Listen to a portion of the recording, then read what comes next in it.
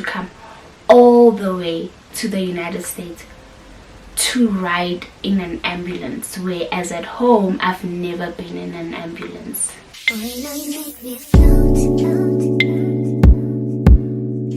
boy, really give me. Hi everyone. Welcome back to my YouTube channel. Thank you so much for tuning in. Thank you so much for subscribing. I truly appreciate it. Thank you so much for taking in your time and using your data and your Wi-Fi's to watch my videos. I truly appreciate it. When last did I do a sit down and a story time? Oh, it's been forever. But yeah, I'm so grateful for the growth of my YouTube channel, and like every time I see growth, I get so excited and I'm just like, we're doing this. But yeah, it's all to the man above, that them do for giving me this talent and walking with me, But anyway, without wasting time, as you can see with the title down below, today I'm doing a story time of how I got, not how, but the times when I was sick in the US when I was studying in 2016 to 2017. So it was for that year. Wow. So it started, I remember the first being sick. The first time I got sick was the 16th of October 2016. The thing is, I am asthmatic, but I outgrew it. Like, I'm not as bad as I was when I was a baby. Now I'm much better. Like, I can go in weeks without using my asthma pump. I haven't used my nebulizer in a very long time. I haven't been to the doctor for asthma in a very long time, so it's a good thing, So yeah, so when I was there, my chest was closing up. I felt like I couldn't breathe properly, like I was out, So I had roommates. I had 3 roommates. I had 3 housemates and a roommate, obviously. And then so I told them, I'm like, I'm not okay. I'm not okay. Fine. They called the ambulance. Yes, they did call the ambulance. And then the only thing I remember is just them walking me down the stairs, because I felt like my whole body was like trembling now. I couldn't walk properly down the stairs, and that's all I remember. I remember waking up in the hospital bed and I'm just like, but anyways, yeah, I was grateful that they were there to assist me and all. But the funny thing is that I've never been in an ambulance in South Africa, and being so far and being in an ambulance, how dramatic am I? Okay, cool. So then they ended up diagnosing me with anxiety attack, and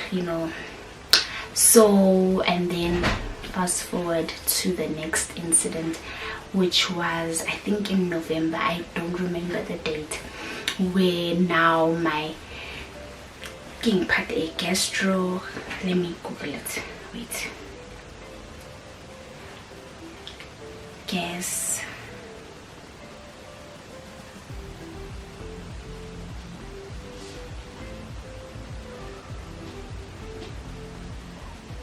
yeah, my guess what gastro what I can't find it, whatever. But here already, like the alsanyana, every time I eat something, it will just react, like I wouldn't feel okay at all. So then I went to the doctor, and then they gave me medication to see if it will help. So I got the medication, I drank, but nothing was helping. okay, cool. Then I went back, and then the doctor booked me in for a gastroscopy test where they put a tube in. So they told me that I couldn't eat after 10 p.m. and in the morning I shouldn't eat. So in the morning of that day, I think it is my host family, or I took myself, I don't remember, but between the two, I Ubered myself or I walked, because it wasn't far. The hospital wasn't far from where we were staying. I think I walked though. I walked there, and then I got there, and then I got a bed, and then it was time for me to go to the, I won't say theater, but I think nearly the vibe still, ne? And then I went there, fine, and then they put me anesthesia. They made me sleep. Anyways, so, and then they put that tube thing in through my throat and in my stomach so that they can just see what was going on and all. Okay, fine. And then I was done, but I took a while to wake up. And then I remember waking up, and then they told me that I must go get medication, go to a pharmacy. And then I went there, and yeah, and then I had to change my diet. Now I had to eat food, that boiled food basically, and then once in a while I'll have like takeaways and all. But did I do that? No, but I did at home. When I used to cook, I couldn't eat my housemate's food anymore. She was also from South Africa, and she used to cook South African food, and then I couldn't eat what she was cooking anymore because obviously there were spices and so I stopped that. And then it was in and out of doctor visits where they're checking, because other things were building. My stomach wasn't getting any better, or anxiety attack, or like visiting the US. Anyways, and then the other one was in, now this is the next year, 2017. 2017, I think in April, between March and April, between there, I got a seizure.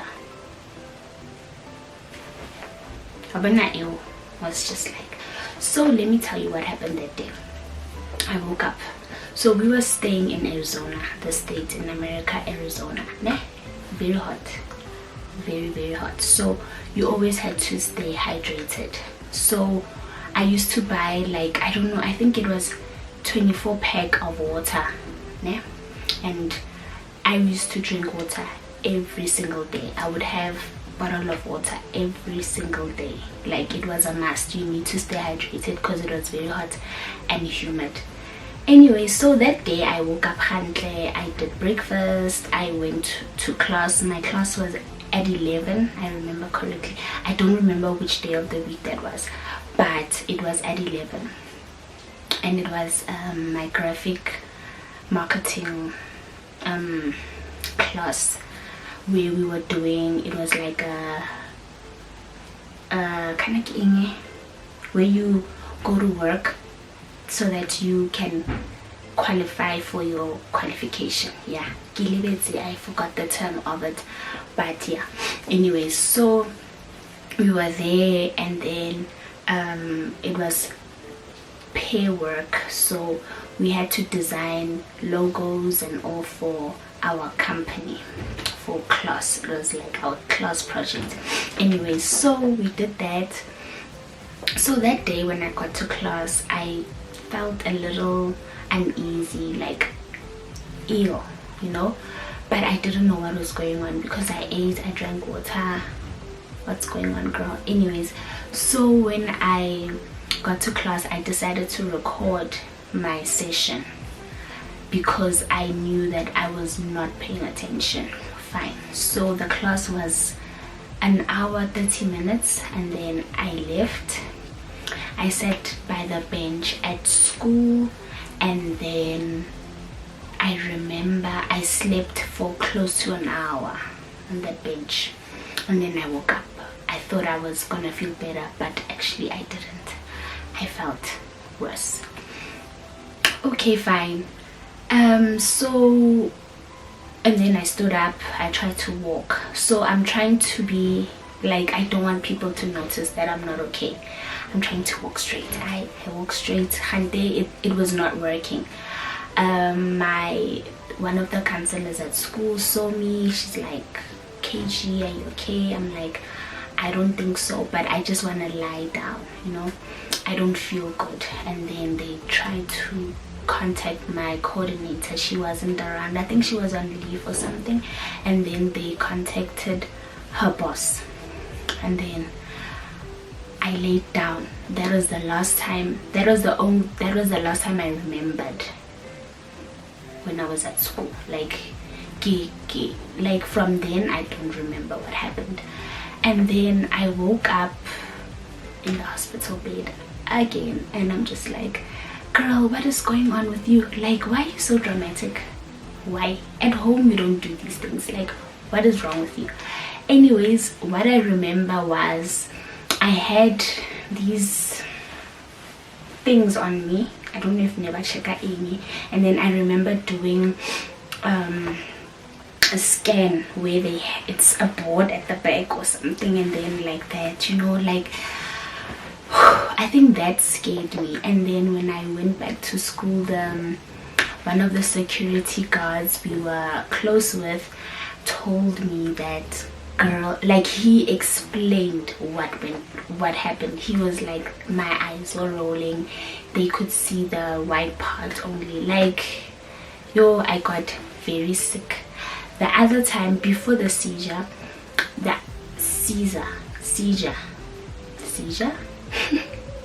before that, I got sick with, I think, Baatile Mohale at the time also, where I was in hospital now for the whole week. You see there. So I didn't have my phone with me, and they were running tests and whatever.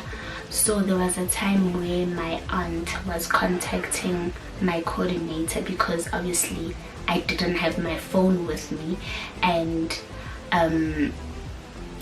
so meaning I have no communication with anyone, whether it's friends, family, whatever, you know, I have no communication at all. So she contacted her, and then she called me at the hospital, and then she told me that your aunt has been contacting us and wants to know where you, because I didn't want to stress my family, I just couldn't tell them the truth at the moment, because firstly I'm so far, I mean, all the way in the US, and they all the way in South Africa, and I feel like that is just stress enough. So at that moment I was just like, you know what, you need to log into my email account and tell them that I'm okay, my phone is broken, I will talk to them and all. So she did that, and then I'm like, I'm really sorry that you have to lie, but at the moment, because I don't have my phone with me, because it would have been better if I had my phone with me, and then I speak to them so that they see, and they baba shapo I'm okay, you know, and like sending a message that I'm in hospital, and then I won't follow up with the whole conversation, you get me. So I did that, and then when I got out, I contacted my mentor. I told her, I'm like, girl, we need to pray. And then I told her, so I hadn't had told anyone prior to being sick, I mean with all the other sicknesses, until the time when I was in hospital for the whole week. And then I called her and I told her that I'm very sick, I'm scared, I don't know what to do, you know, I think I want to come back home. And then she's like, no, hold on, we should pray. I'm like, please don't tell my family, because I don't know how they're gonna take it. I don't want to stress them, you know. I kept, yeah. But I did apologize to my aunt when I came back that I'm sorry that I kept this secret, but I was very far, and I also wanted to finish. I didn't want to leave the scholarship hanging and just coming back. I wanted to finish. I wanted to also enjoy, The matter of the fact is I was sick, yes, but there were days where I was okay and I was taken care of. We had a medical aid, and I think I overused it. I think I overused it. I overused it to explain it. There's nothing else, So there were days when I felt so bad because me being sick was very dramatic, and it would mean either I'm gonna have to go to the doctor or I'm gonna have to go to the hospital, So it was not anything minor where I'm just sick and it will land somewhere, So but I was so grateful that I pushed on, because at some point I thought being homesick, but it just didn't make sense, honestly. Like, even when I did my leaving speech, I was like, I had to come all the way to the United States to ride in an ambulance, whereas at home I've never been in an ambulance, not even hook up by anybody, not even to a company, never, So but I was grateful that I became okay, even though at some point I was getting annoyed because I felt like I was just being too much, But so here is my file. I still have my file of all the doctor visits. Look how thick this is. I can't show you everything, but like, yeah, I can't. This is where, yeah, I think this nearly goes better. Yeah, so I still have my stuff. The endoscopy, the guys, keep man. My girl, like I'm sure I gonna next episode I wanna test the basan and then I don't think, doctor's visits I used to pay from my own pocket, just the hospital where it was medical aid, but I was always broke because of going to the doctor. But yeah, I just wanted to share something. If you in the US and you're getting sick, girl, boy, don't worry, just pray and find someone who you can share these things with, because keeping it to yourself can also add on to your sicknesses. And like, ufilo gare, was I meant to be there? Like, what is happening? Like, it was just so weird. But yeah, I just wanted to share this part of my story of being in the United States of America, that yeah, I was sick. But yeah, thank you so much for watching. Highly appreciate it. Please don't forget to subscribe. I don't know, guy somewhere. But yeah, thank you so much for watching. See you in my next video. I'm currently doing a vlog right now, so I don't know when this will come out. I don't know when that vlog will come out, but anyways, one of the two will come out. But yeah, thank you so much.